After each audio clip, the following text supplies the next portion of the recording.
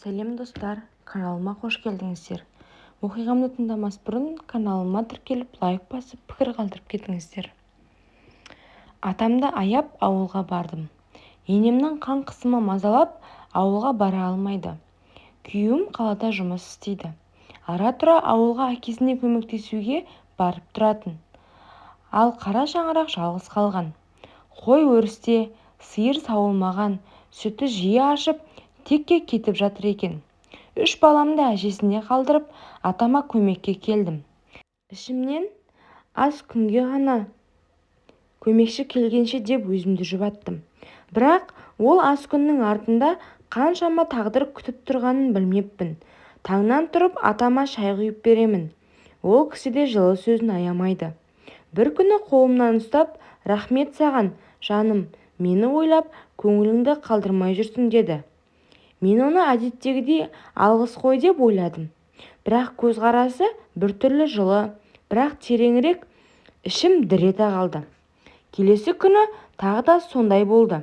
Қолымды ұстап, көзіме тіке қарап, бұл ауылда бізден басқа ешкім жоқ, мен еркекпін, сен әйелсің, бір-біріміздің жанымызды түсінбесек несіне жүрміз, деді. Батылдана сол сәттен бастап жүрегімнің түбінде бір тыйым салынған сезім оянды. Қарсылық білдіргім келді. Бірақ оның даусындағы билік, көзіндегі от мені әлсіретті. Шекара солай бұзылды. Алғашқы рет жүрегім қатты соқты. Ұялу, қорқыныш, әлсіздік бәрі араласып, өзімді түсінбей қалдым. Бірақ содан кейін күн сайын ол маған бұрынғыдай емес қарады. Әр қимылы, әр демі мені бір құмарлықтың құрсауынан тартып әкетті. Мен өзімді ақтап алғым келді. Бұл уақытша, бұл құпияны ешкім білмейді. Бірақ іштей білемін, бәрі бір күні ашылады. Алғашында бәрін алғыс шығар деп ойладым. Бірақ уақыт өте келе атамның әр қимылы, әр сөзі өзгере бастады. Көзіне қарасам, әлде бір ыстық от жанып тұратын. Бірде ол менің екі омырауымнан ұстап қана қоймай, санымнан қысып алды. Жүрегім тас төбеме шыққандай болды. Ата, қойыңызшы, ұят емес пе деп тартыншақтадым. Ол жай ғана күліп қойды. Бұл ауылда бізден басқа ешкім жоқ. Сен де, мен де кімге не демексің? Ешкімге дәлелдей алмайсың. Қорықпа, бәрі өзіміздің арамызда қалады деді. Өз жұмысыңды жасап жүре бер. Оның үні жұмсақ та, бірақ әмірлі естілді. Бір сәтке өзімді тұтқын сияқты сезіндім. Қарсыласқанмен әлсіз едім. Іштей жоқ десем де, денем дірілдеп қарсы тұруға шамам жетпей қалды. Сол түннен кейін менің өмірім өзгерді. Күндіз бәрі қалыпты, сиыр сауамын, қора тазалаймын, ас әзірлеймін. Бірақ кеш түскенде ол қайтадан сол көз қарасымен қарайды, жақындайды. Ал менің жартым қақ бөлініп кеткендей, бір жартым қашып құтылғысы келеді. Ал екінші жарты әлсіз тыйым салынған құмарлыққа иіліп барады. Ол мені өзіне үйретіп алды.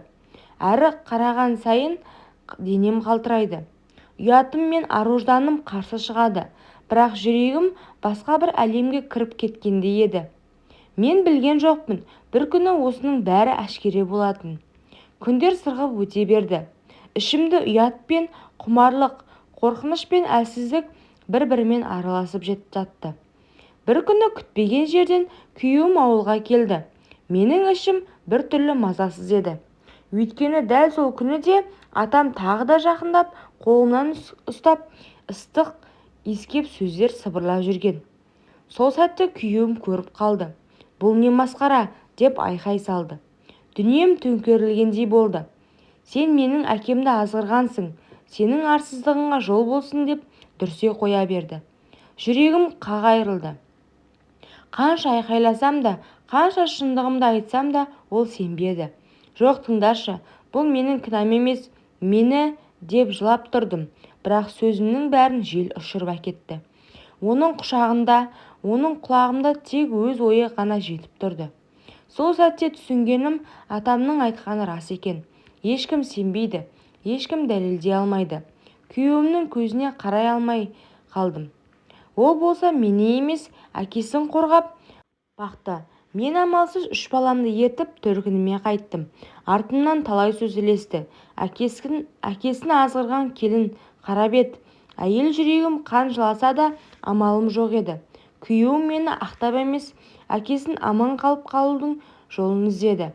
Ақыры ойға қонымсыз адамға барды. Күйеуім мен емес, әкесін қорғап қалуды ойлады. Әкемді түрмеге жапқызбаймын деді сөйтіп. Амалсыз жынды деген анықтама жасатып, оны жындыханаға жатқызды. Мен ол жерге бір рет бардым. Қол-аяғы кісенделгендей, әлсіз көздері жасаурап қалған адамды көрдім. Көзіме тура қарады да, сен ғана мені түсінесің, сенсіз ешкімім жоқ деп сыбырлады. Жүрегім шым ете қалды. Ол адамды жек көріп те тұрмын, аяп та тұрмын. Қайсысы басым екенін өзім ажырата алмадым. Жындыханада оңай емес.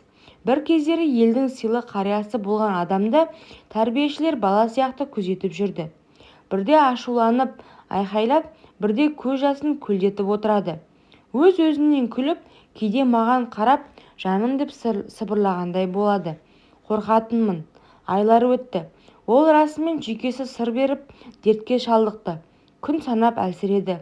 Соңғы рет барғанымда жүзі қуарып, даусы әрең естілетін еді. Мені кешір бәрін деді де көзін жұмды. Жындыхананың суық қабырғасында, жалғыздықтың ортасында көз жұмды ол. Бәлкім бұл жазасы шығар. Оның қазасы мені де, күйеуімді де құтқарған жоқ. Керісінше таңба болып жабысқандай тағдырдың қарадағы болып қалды. Мен қалаға қайта оралдым. Бірақ артымнан атасын азғырған келін деген қара күйе ере берді. Күйеуім екеуміз екі бөлек жолға түстік. Балаларым үшін бәрін ұмытқым келді. Жылдар өте мен қайта тұрмыс құрдым. Жүрегім тыныштық тапты. Бірақ ол оқиға жан дүниемде жазылмас жара болып қалды. Ал күйеуім болса жалғыз әкесінің көлеңкесін арқалап, өмір бойы соның салмағымен жүрді. Күндер өтті. Уақыт бәрін өзгертті. Бірақ менің жүрегімде сол қара шаңырақтағы түндердің ізі мәңгі қалды. Балаларыммен бірге қалаға оралдым. Әр күн сайын өткен өмірімді ойлап, жүрегім қақ бөлініп, ұялдым да қорқып та кеттім. Бірақ сонымен бірге өзімді сынадым. Мен адалдықпен, еңбекпен, бала-шаға үшін бәрін жасадым. Мен жаңа өмір бастадым. Балаларым бақытты, мен де бақыттымын. Ал сол ауылдағы қара шаңырақтағы оқиғалар тек естелік, сабақ. Бұл өткен мен үшін ешқашан ұмытылмайды. Бірақ мен өз өмірімді жалғастыруға тиіспін. Қазір мен бәрін түсінемін. Кейде адамдардың әрекеттері қате көрінсе де, олардың жүрегі таза болуы мүмкін. Мен өзімді кешірдім, өткенді қабылдадым. Әр болашаққа үмітпен қараймын. Бірде мені бұрынғы ауылым ойлап алады. Қара шаңырақ бос қалды, ауыл тыныш. Бірақ мен білемін, мен өмір бойы сол қара шаңырақтағы қиындықтан, құмарлық пен қорқыныштан сабақ алдым. Енді менің өмірім тек бала-шаға мен отбасы үшін ғана соғады.